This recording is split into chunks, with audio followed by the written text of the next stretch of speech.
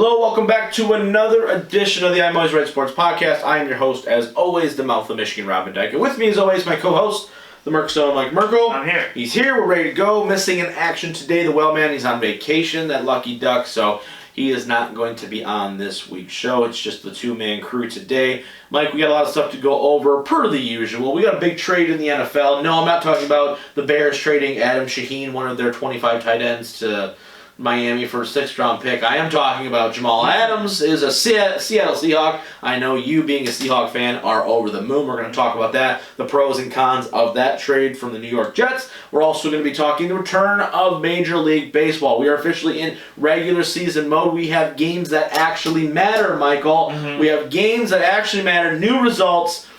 The Tigers are the Tigers. We're going to talk about them and maybe some missed opportunities they had with their roster build going into the season. In the second half of the show, we're going to do our wrestling update. We've got a lot to talk about. We got Extreme Rules to talk about. We got Impact Wrestling Slammiversary to talk about. We've got NXT news. We've got AEW. We got all that stuff wrapped into one today. And we've also got the debut of a new NHL franchise, the Seattle Kraken.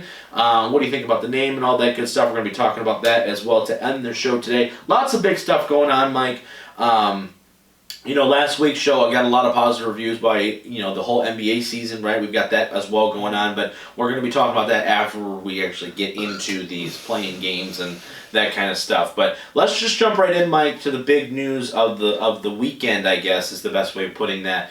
Jamal Adams, disgruntled former New York Jet, all-pro player. He's a stud, former top 5 pick, is now a Seattle Seahawk in exchange for 2 first-rounders, a 3rd-rounder, and Bradley McDougald. And Seattle gets Jamal Adams and I think a 4th-round pick back in that deal. So, so that's important, that 4th-rounder. Yeah, that's where you find all your talent. Your initial impressions on this trade, we talked about this a lot off air, but your initial reaction when you saw, all right, Jamal Adams is a Seahawk.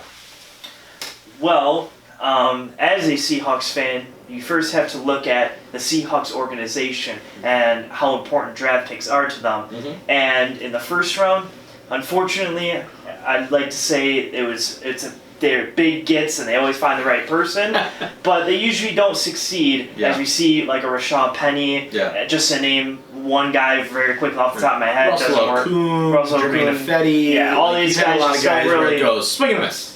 So they just swing and a miss. So I'm usually, as we've been on the show now for like 2 years now, I'm always like, listen, I will take draft capital if we just get rid of one guy and then try to rebuild around some other people or something. But in this specific case with Seattle, I am totally okay getting a 25-year-old, probably a top 3 safety in the league right now. I'll take that for 2 first-round picks because knowing what those first-round picks probably would be, knowing Seattle's history, I'm okay taking what I know is there in Jamal Adams than taking possibly good assets, but probably won't turn out to be very much with Seattle's history. For sure, and let's talk about this, right? Because in on paper you go, wow, all right, 2 first-rounders, a 3rd-rounder, right? Like that's quite a bit of draft, and their starting safety from a year ago, right? So the Jets are getting a starter, they can try to spin it however they want. But the big part, obviously, is the 2 first and the 3rd. But to your point, right, it hasn't necessarily been where Seattle thrives in the draft, right? You see the DK Metcalfs, those are the seconds. The Russell Wilsons are the 3rd-rounders. You know what I mean? Those are the kind of guys where they're Chris Carson, 7th. Chris Carson, right? Even we can talk Legion of Boom, right? Where Cam Chancellor was a 6th-round pick, right? Sherman was, I think, a 5th, right? So there's a lot of guys where they've done a really nice job of cementing their roster throughout the draft, not just in the first round, but in later rounds after that. And I think they've done a really nice job of that, as by evidence. They're probably, with this trade, the top team to look at in the NFC. Is that the case for you? Because we talked before when we looked at the rosters and everything else, where this was already a top, you could probably argue top 3 team, if not top 2, with San Francisco. For me, this trade puts them over the top of San Fran, just because I think their offense is more explosive. And as much as San Fran's defense is good, at some point, and we've talked about this a lot, there is a regression to the mean at some point. So, in your opinion, does this put Seattle clear number 1 favorites, not only in the division, but in the conference? I do. I always thought of Seattle pre-trade being around where the Tampas and like the Eagles, top of the division, but I still think that San Fran was probably the best overall roster. I don't see many weaknesses with their roster at all.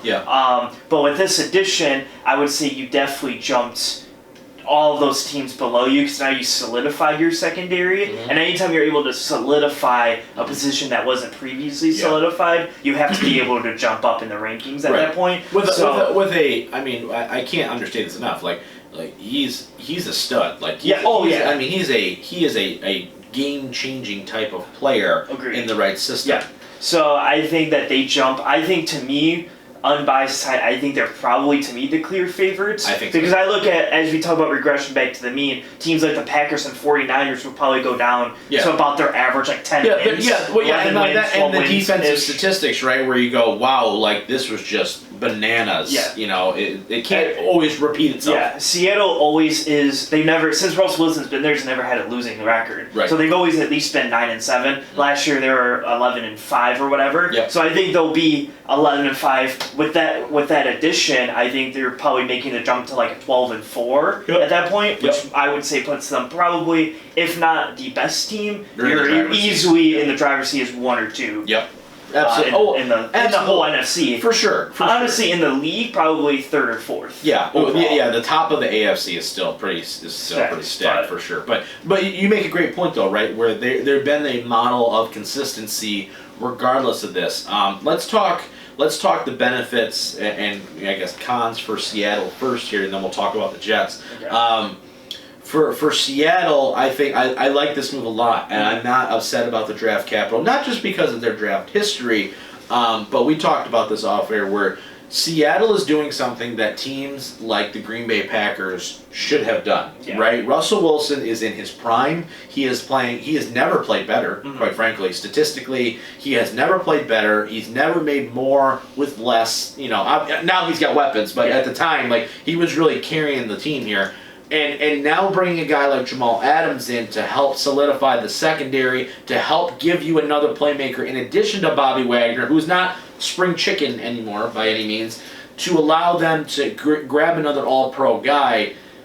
It takes some of the pressure off of Russell Wilson, right, as opposed to a Green Bay Packer team where they went, we're not going to be able to draft anything for years, but we're still going to be okay, if not good, with Aaron Rodgers. Now it's like Seattle's going, we're going to be good with Russell Wilson. Let's be great, though, with Russell Wilson and not have to force him to put up 40 points a game. You know what I mean? So the con obviously being the 2 first-round picks and the 3rd.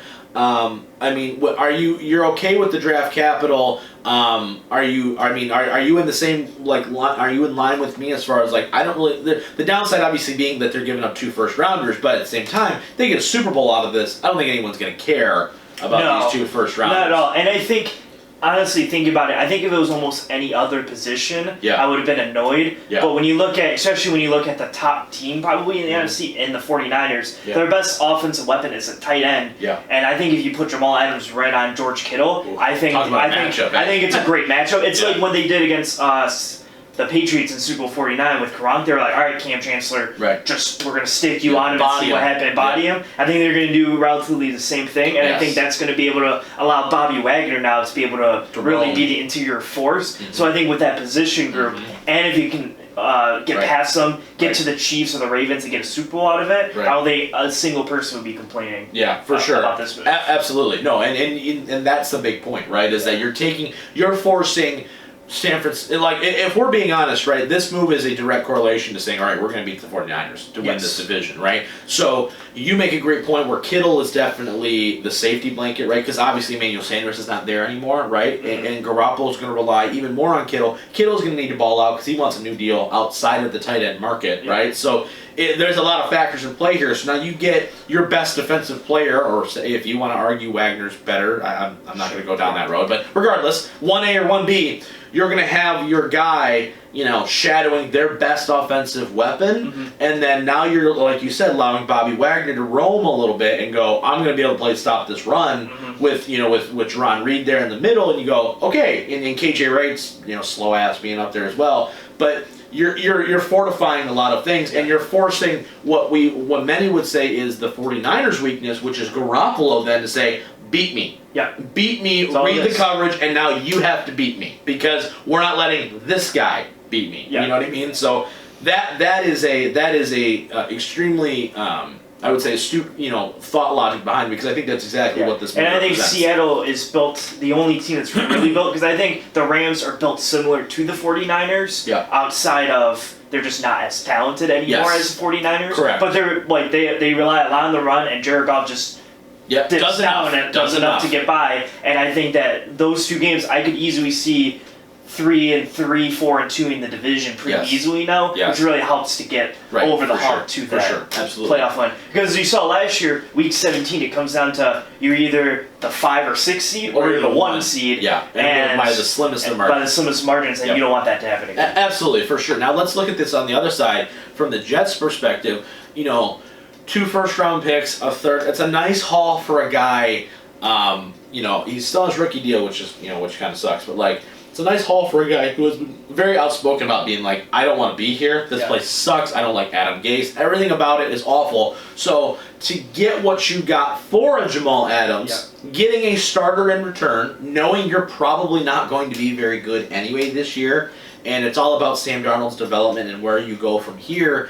I actually really like this move for the Jets as well. When you think about, all right, so you're going to have higher picks with our picks as the Jets, right? So you have 2 of those, and then you're going to have now these 2 for the next 2 years for Seattle. You go, wow, all right, and then we have the seconds and thirds. Now you're going to have 1, 2, 3, 4, 5, 6, 7 picks in the next 2 years in the top, in the top parts of the, top 40 picks. Exactly. Of both rounds. Exactly. So you go, wow, right? Yeah. So we're going to have 2 in the first 32, probably 3 in the first 45 for the next 2 years for sure. Yeah. Those are 6 players that are going to be hopefully key contributors for a Jets team that is hoping to kind of take advantage now that New England's not New England anymore. So, your thoughts on the draft haul for the Jets' perspective on where they're looking forward, maybe not this year, next year, but going forward. Oh, I 100% agree. I think right now the Jets are in that spot where you look at the Patriots are still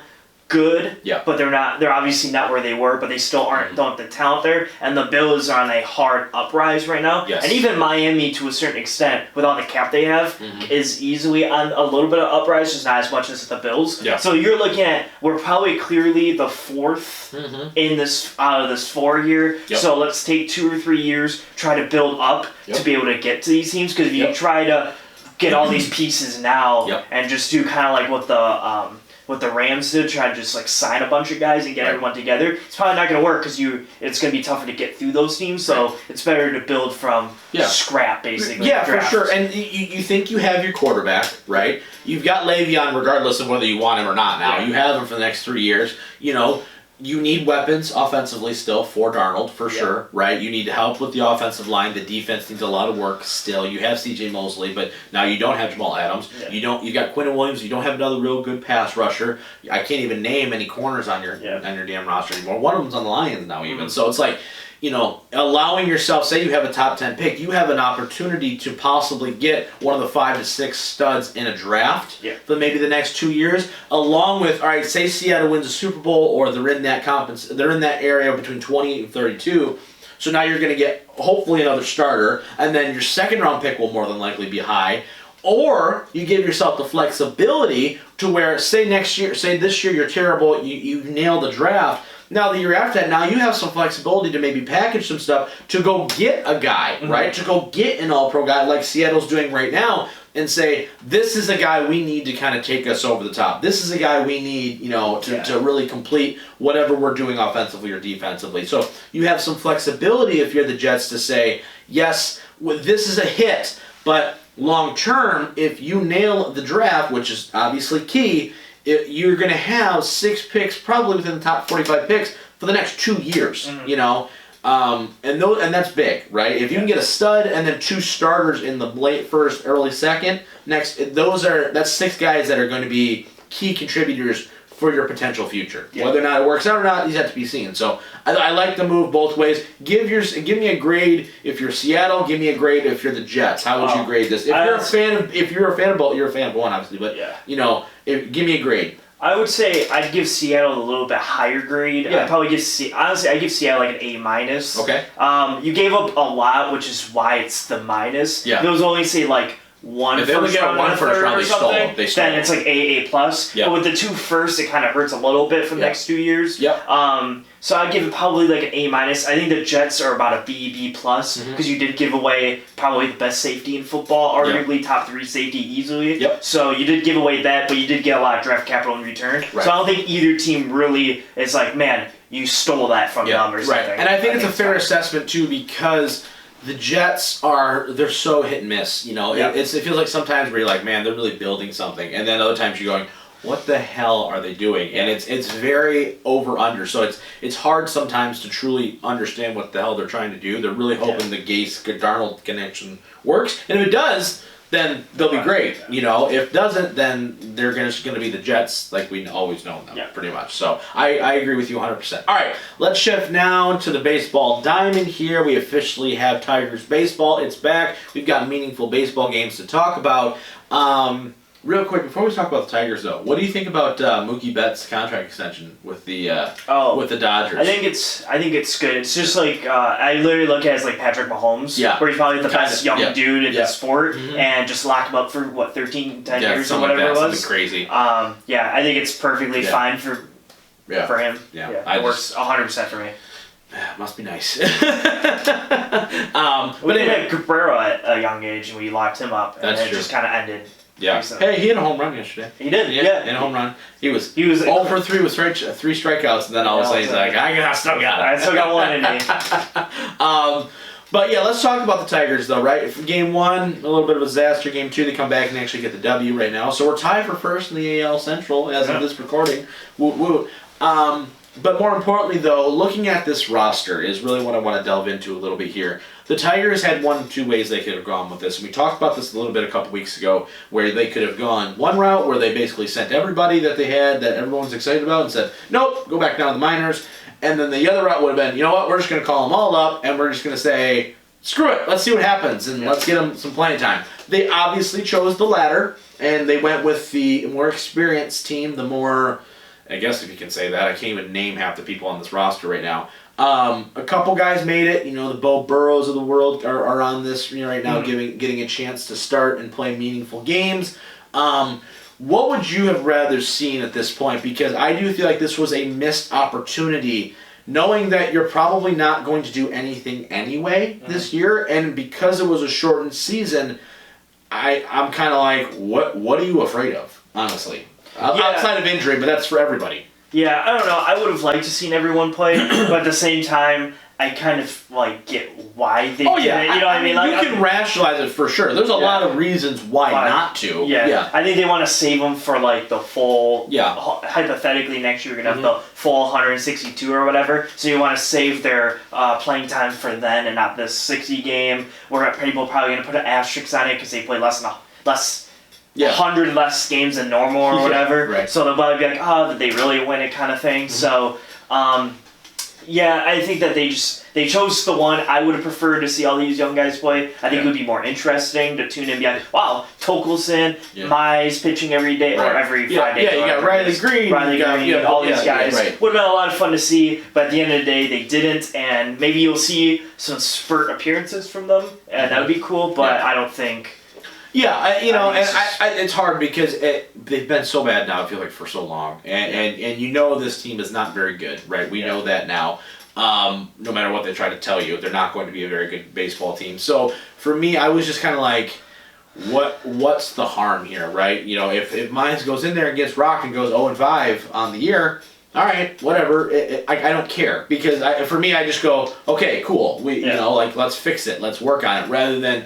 We still don't know what these guys can do. And I know some of these guys are still super young, 8, 19, 20, 21 years old. But at this point in time, you're like, all right, as a fan, I think it's hard for someone to say, hey, look at all this stuff we have over here. Don't touch it. But we got it over here, but you can't touch it yet. It's like Christmas morning, but everyone telling you can't open the presents until your uncle comes over. You know what I mean? So it's tough for sure. Based off of just this preliminary, what you've seen the past couple games, I mean, what's your ceiling for the Tigers? Are they a 500 team? There's only 60 games, and most of them are against the division, and our division sucks. Yeah. So I'm not saying necessarily that they're like playoff contenders, but I wouldn't be shocked if they're hovering around 500 just because, Royals are bad, White Sox aren't very good. Yeah. The Twins are fine, Cleveland is Cleveland, but I don't see there's like a clear runner. Yeah. Yeah, I mean, I'd probably put us about 500. Yeah. The schedule does help because, as you said, the division's 40 rough. games is against the same teams. Yeah, so,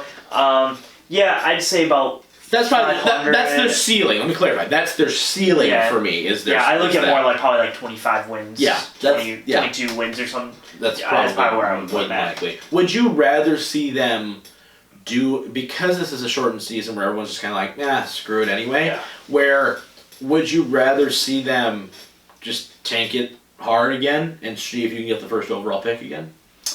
Especially if there is no intention from the front office or this organization to play any of these guys that are sitting there right now, and you're just going to go with what you have. Yeah. I mean, obviously they're going to try, but you're just going to just say screw it, and if you're going to lose, we might as well lose and get the number one, and make sure we secure the number one pick. Yeah, I think it's going to be hard because I think that in 60 games, the top teams are going to be like you have to try every single. It's not like game 84, we'll just kind of sit that one out for a minute or whatever. Yeah. So I think everyone's going to be going hard every game. So I think the disparity between like the good teams and bad teams are going to be pretty wide. Yeah. And because their division's so bad, I think even if we're trying to lose, we might actually fall into some wins. You're right. So I think it'd be really hard in 60 games. It's kind of like football where it's just kind of like hard because to do whatever because everyone's trying so hard to win all these games. Yeah, usually it's just your roster's that bad. Yeah, it's just like you're trying.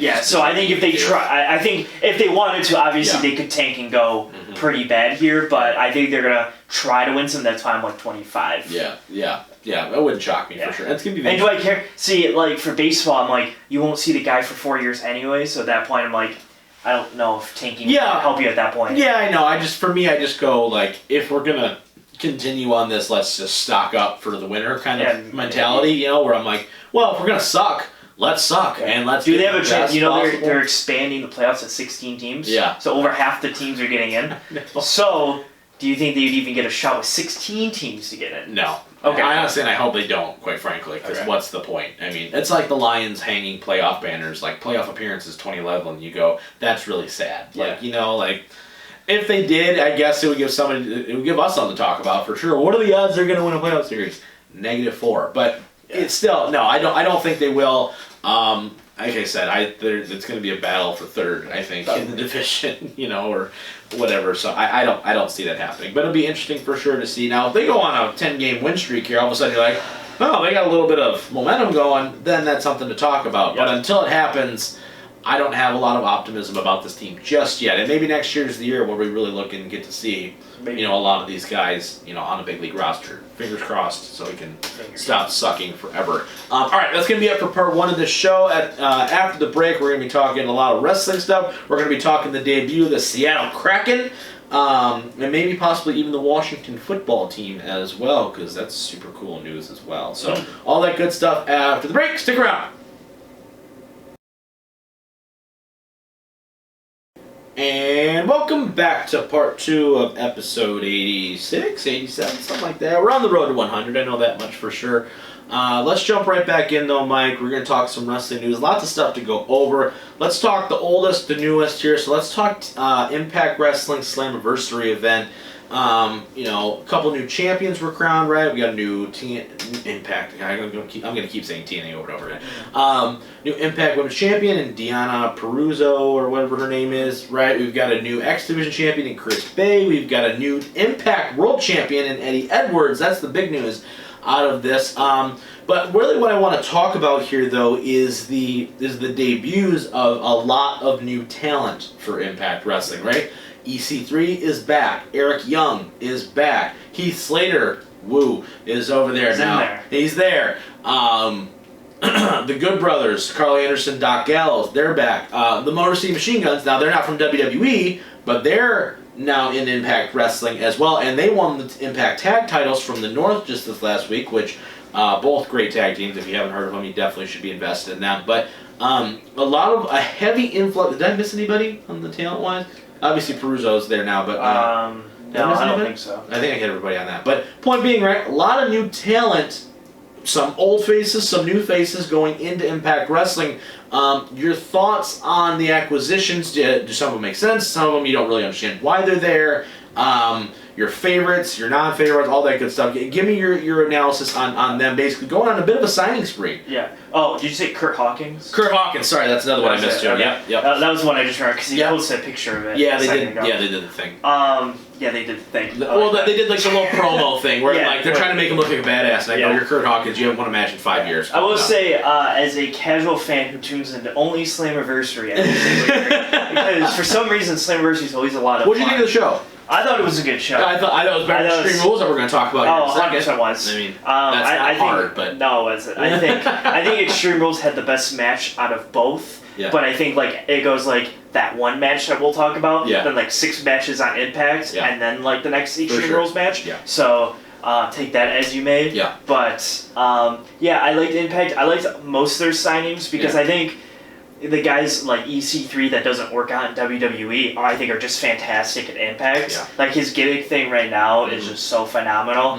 I think the Good Brothers are going to be like, they're already the most compelling thing on Impact. I watch, because as a casual fan, they actually made me want to watch the next one. For sure. Or like WWE, I'm just kind of like, I guess I'll watch it anyway, because I'm just so like, I just know Mondays, I'm just going to probably watch it anyway. It's going to be on. It's going to be on and I know it's going to be on. Where Impact is like, alright, let me go find the channel and actually like will myself to put this on. And it was actually a really good show, and I love all the new signings. I think everyone kind of fit into, they did a really good job of putting everyone into like their own unique storyline right away. EC3 attacked Moose. The Good Brothers are kind of feuding with Ace Austin and his bodyguard guy, and then they gave the tag titles Motion Machine Guns, so everyone's kind of in their groove and doing their own thing. Eric Young is feuding with Eddie Edwards already. I do want to hit real quick on this though.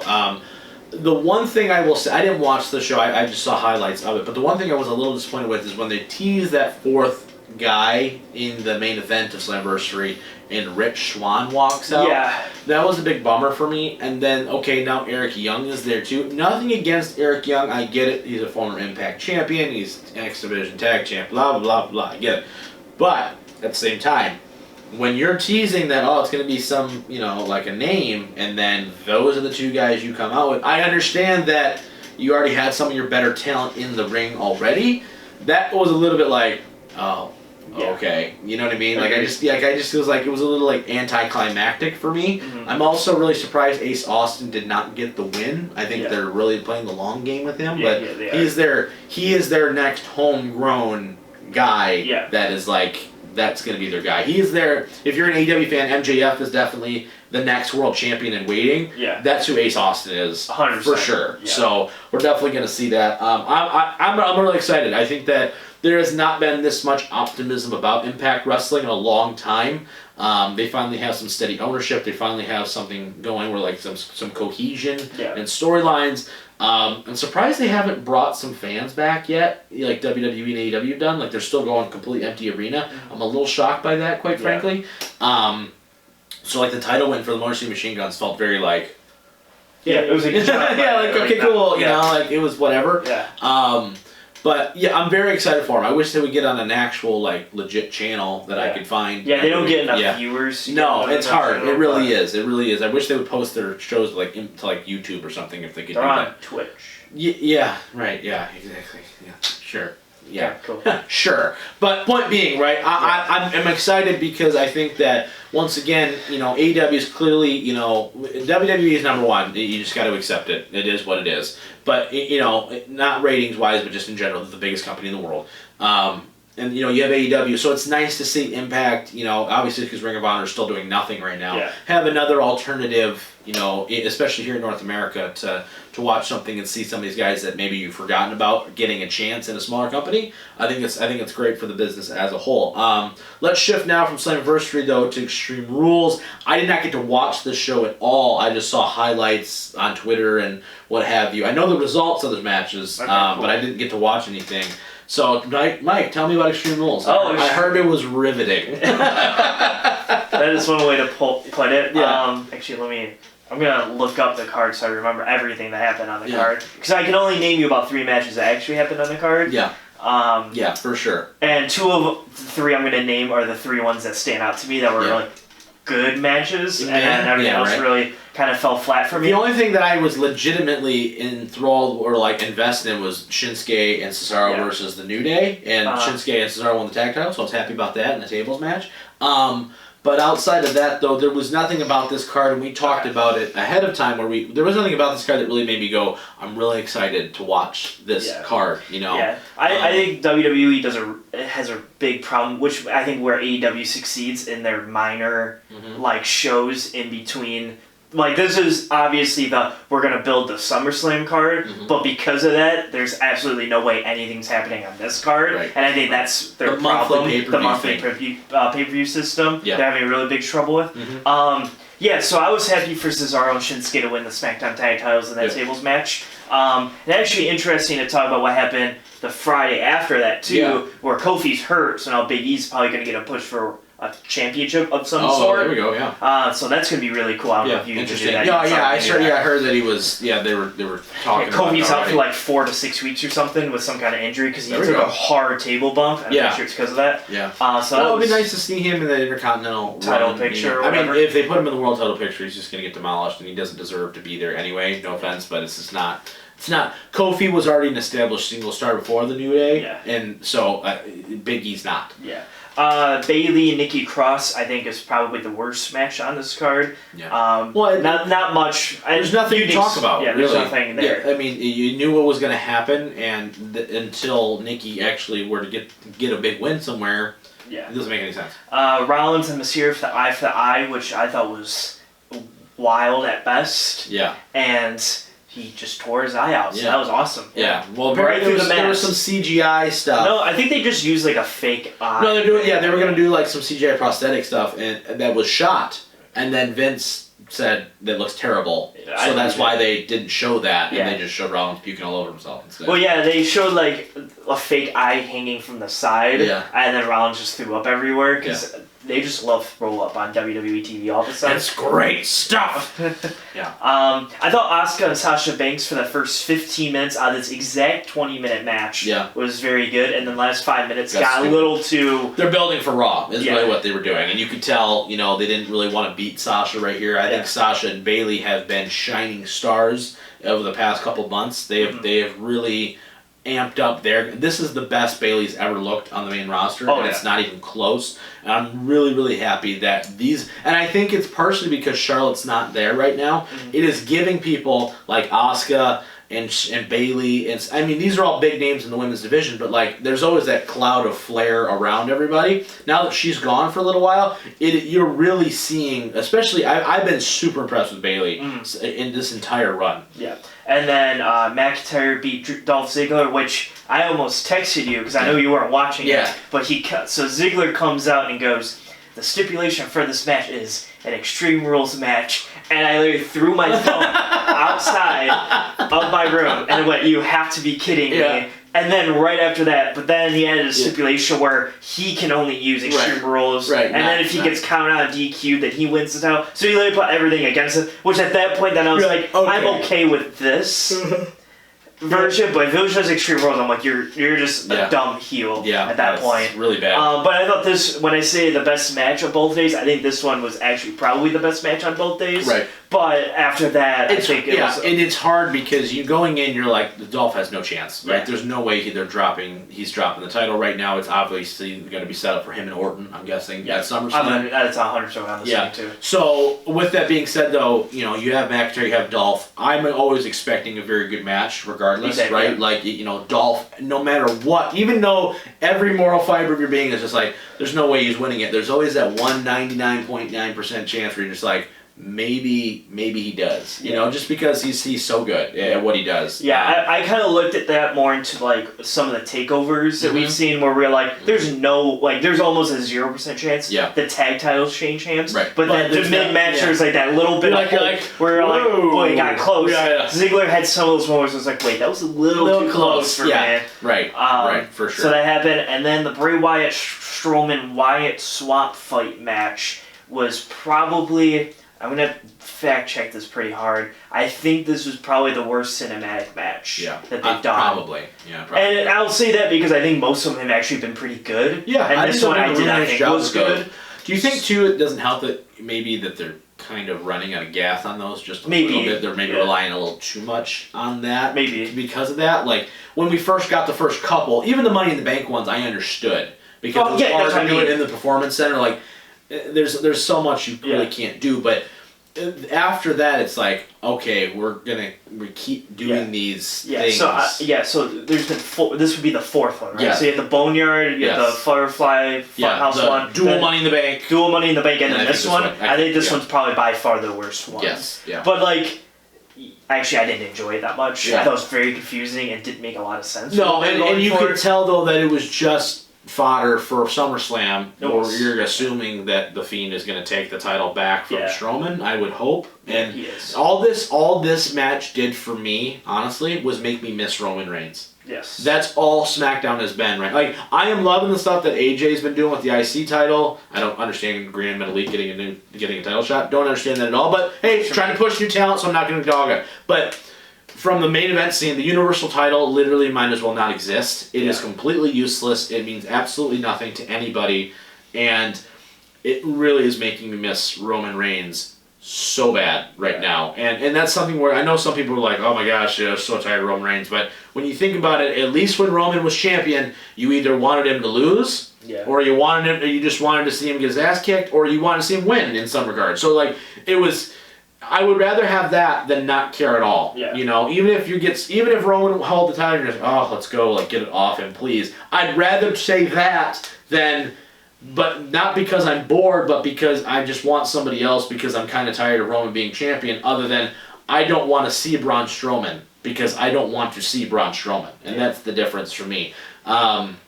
Real quick, I do want to hit on NXT real fast here. Keith Lee vacating the North American Championship. So we're going to see the 6-way ladder match. NXT 30 is, about a month away now. It's like I think it's like late August, right? August, so we're building towards Keith Lee and Killer Cross, right? We're going to see another ladder match to crown the new North American Champion, where we're going to see probably a lot of the names that you're not expecting in this. You're not going to see the Garganos and the Finn Balor's, I don't think, in that match. You're going to see the Bronson whatever. You're going to see the Timothy Thatchers, the Damian Priests, those kind of guys probably in that match. Thoughts on where NXT you think you're kind of heading going into hopefully the biggest takeover they've ever had. It won't be, but not from a quality, but they're going to build it as like this is the 30th anniversary, whatever. 30th one.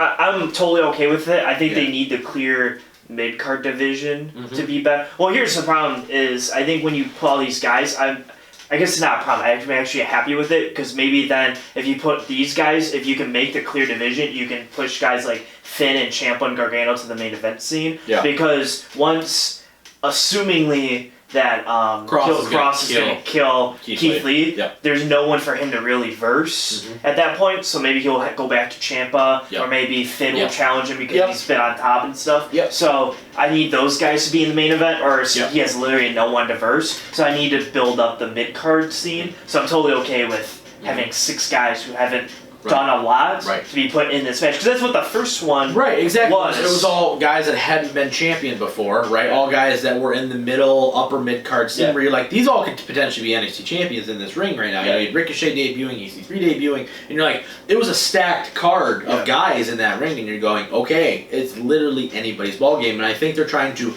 recreate that in this situation, and I think you're right, establishing some new talent, which I think will then hopefully, and this is more just personal bias, hopefully allow the Undisputed Era to segue out of NXT and go to the main roster. Real quick, thoughts on McAfee, Adam Cole segment. I loved it. I thought it was awesome. Loved every second. I'm really hoping they do. Because I was not ready for any of that to actually happen. It's so out of the blue, right? You're just all of a sudden you're like, oh, Adam Cole blows up at Pat McAfee, and you go, what the hell are you talking about? And then he's throwing F-bombs and everything else. I'm like, this is fantastic. Yeah. I loved every second of it. Do you think we're going to see a match? I wouldn't be shocked. I almost wish it was with more people, because I feel like the crowd would really would love it, elevate it so much more. And I say it because I don't know what Cole I don't know what plans Cole's not going to do anything at this takeover then, and I think you need Cole at this takeover, so I think that's just like the big oh my god, Pat McAfee's going to be in a match. Yeah, and it's, it's a celebrity gimmicky match, right? It's not going to be good. Now, I was going to say, here's the thing is, can Pat McAfee wrestle at all? Well, he's if he can go for 10 minutes and actually wrestle a little bit, if they do a no holds barred type thing, right? You got a lot of Gaga in there, and you allow it to just be something entertaining, where Pat McAfee does a big high spot with a crossbody or something like that, something to that effect. Cole still goes over, but it's a nice showing. It's a fun match where it's like. But you can really build it as I don't like you. And they've done this, and they teased this for so long, where it's like, when you think about their first interactions on these pre-shows all the way to now, that's a massive story arc that they're playing. And I think Cole is one of those guys, because of how solid he is in the ring, that I definitely think they could pull that off. And Pat McAfee's an athlete. That's what I mean. He's an athlete. Can he go 10-15 minutes? Yes, I think so. I think he definitely could, and I think it'd be a nice little, especially with the 30th show, right? Big main event thing, Keith Lee, first double champ, blah, blah, blah, against the big monster. You got a 6-way ladder match. The tag division's kind of meh at the moment, right? So you need that third staple match to kind of as a semi-main, to go in there and go Pat McAfee versus Adam Cole. I think that would be phenomenal. Especially if they did Pat McAfee brings a whole bunch of his old cult buddies or something like that against the Era to kind of cancel that out. There's a lot of possibilities there, so it would be... It'd be exciting. I would be very pumped. That'd be great. I'd be really excited. All right, let's shift to your last topic of the day. Let's talk about some new teams in the world. Let's talk first. The NHL gets a 32nd team finally, instead of the weird 31 teams. They get the Seattle Kraken. We get a Seattle team, I think since the first time since the 70s. This is the first time that we've had an NHL team in Seattle. Thoughts on the name?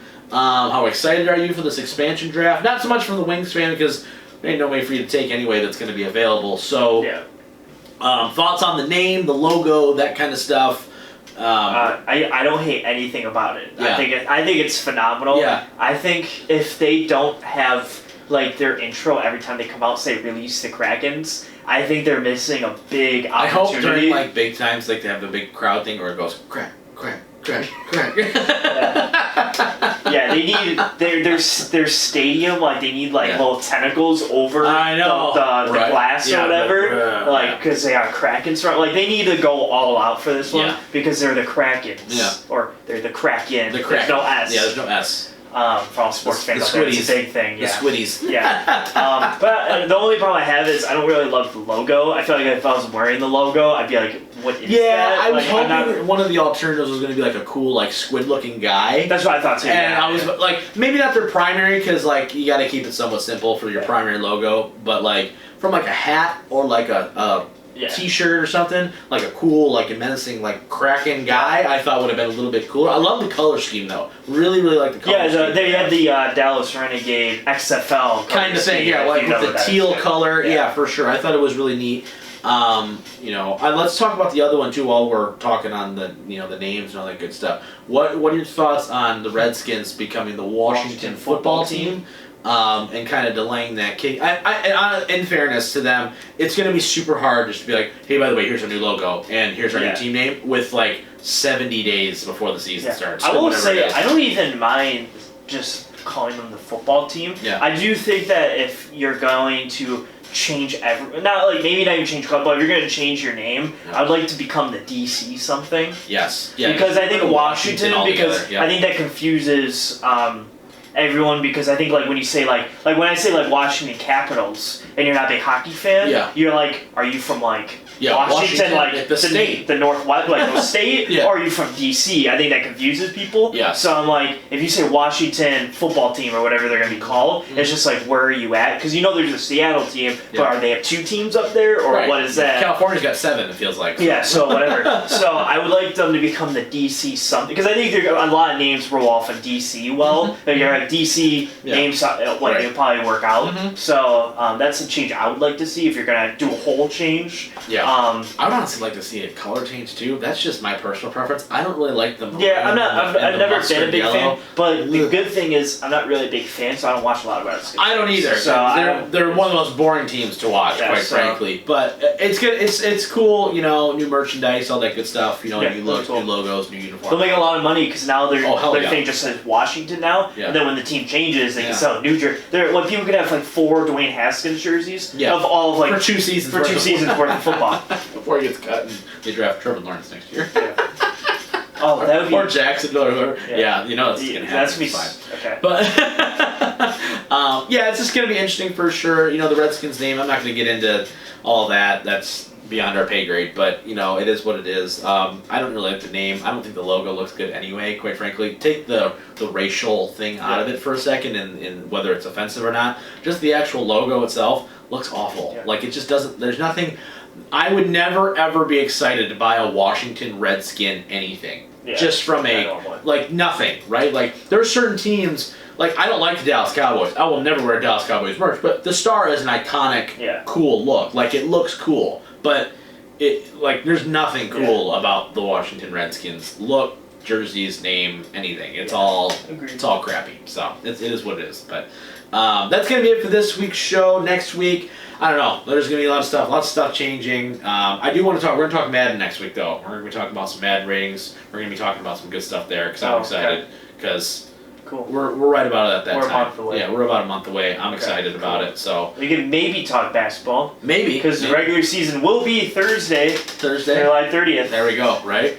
Well, we can watch the Lakers and Clippers at 9 o'clock. LeBron and Kawhi hit knees. They're both out for the whole year. Then we see how good the teams really are. And Zion will be back because he's coming back from quarantine. So he'll be available that age. It's going to be interesting stuff for sure. So we'll probably talking some NBA action as well. Lots of good stuff coming your way, as always, from us. For the Missing Whale Man, he's the Merc Zone. I'm the Mouth of Michigan, and we will see you guys, as always, next time.